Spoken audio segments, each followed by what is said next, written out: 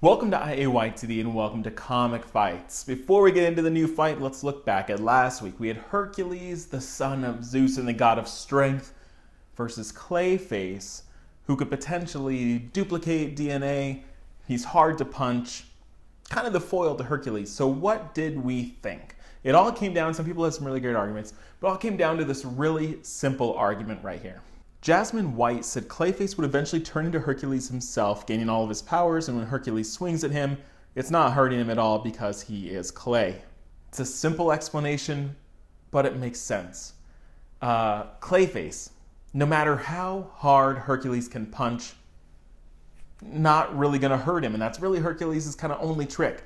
The only thing that's kind of a caveat here is the shield that can turn people to stone. We're assuming that that does not work on Clayface because he can turn into stone at will, so he can unturn to stone. It doesn't affect him. He's not really human anymore. There's a lot of reasons why it potentially wouldn't work. If it did work, Hercules might have the advantage. The other thing we're assuming here is that Hercules has human-like DNA that Clayface can replicate, where if Clayface can't become Hercules, that may change things. I don't know if it would give Hercules the win because I don't think Clayface needs the strength. I think he could easily suffocate him, drown him, do something. But those are kind of the two big questions. Would the shield work? I don't think so. And could he replicate his DNA? I think he could. So those are just my guesses about last week, so I think Clayface would take it. But now, let's get into probably the biggest fight we've done. You know, I've tried to do some really small fights, random people, but this is one that people really want to talk about. So let's talk about Superman versus the Sentry. So let's start with Superman, the son of Krypton.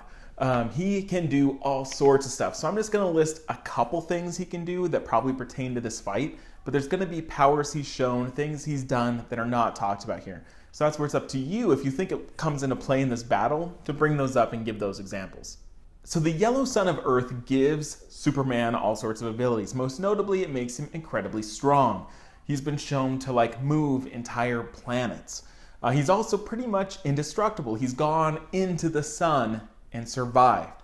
So he's incredibly strong and near indestructible. He also has some other kind of random powers.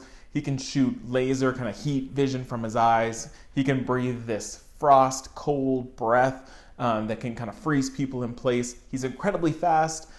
He's almost like the Flash, but he can fly. I think he can fly faster than the Flash can run, I think is where that stands. He also has incredible senses, so he can hear things that are super far away. He can smell things. He has X-ray vision. He can, kind of see into people. He's done surgery. He's used his X-ray vision and then uses heat vision to he's done some crazy, crazy things, and the amount of powers that he has is incredible. So in terms of weaknesses, he has a few. He's vulnerable to kryptonite, so that can weaken him. He's also vulnerable to magic, which has an incredible effect on him. He also can't see through lead, and he is completely dependent on sunlight. So if he does not have access to the yellow sun of Earth, he may lose his powers and become a normal person. So he has quite a bit of weakness.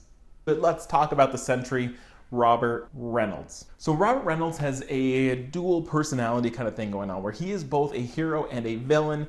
The hero part being called the Sentry, the villain part being called the Void. And it was kind of a big cliffhanger reveal when it was he is both.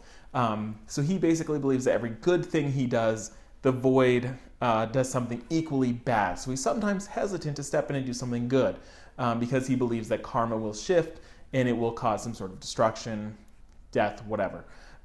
So what can he do? Basically, he's able to control everything on a molecular level, which means he can turn people into liquid. He can turn liquid into solids. He can change his own density, which gives him Superman-like durability and Superman-like strength. So they are very comparable in that arena. So we often think about strong people being like the Hulk in Marvel, right? Where the Hulk is one of the strongest people. The Sentry, I guess the Void, really, not only captured the Hulk, but broke his limbs. So he is incredibly strong. The Sentry is also basically invulnerable, so he's done some incredible things. The only way that it's been shown that he could be taken out is if he wished to be taken out. So it's kind of like a stop me before something horrible happens. And if he believes that, he weakens himself to the point of being able to be stopped. So his mental state is his big weakness. Kind of, he has these two personalities. He doesn't always know what's right and wrong. He second guesses what he does because he believes in this karmic factor. So Superman could potentially play into this kind of mental thing that's going on with the Sentry. Sentry is also able to create and emit light and heat, but it's probably that sort of light that would just power Superman up further, assuming that it's solar in nature, I guess. So he probably wouldn't use that in battle, or at least in this battle. But somehow, even if Sentry is defeated, he has been torn apart to a molecular level, and he's been able to come back together and regenerate himself. So even if he did desire to, please defeat me, he could come back. So here's the question. Both of these characters are impossibly strong and nearly either indestructible or able to regenerate from a molecular level. What do you think would happen?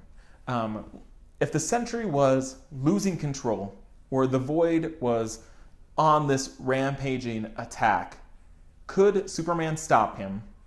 How would he stop him? What would happen? Who would come out on top, or what, would the world be destroyed? What do you think would happen if these two heavy hitters came together? Cite your sources, list examples, especially Superman. Superman has such a long history, pre-52, new 52. Like, what has he done? What have you seen that would come into play in this fight? So contribute below. Next week we'll shout out some of the most creative answers. Thanks for watching, and we'll see you on the next Comic Fights. You wanna fight, but that's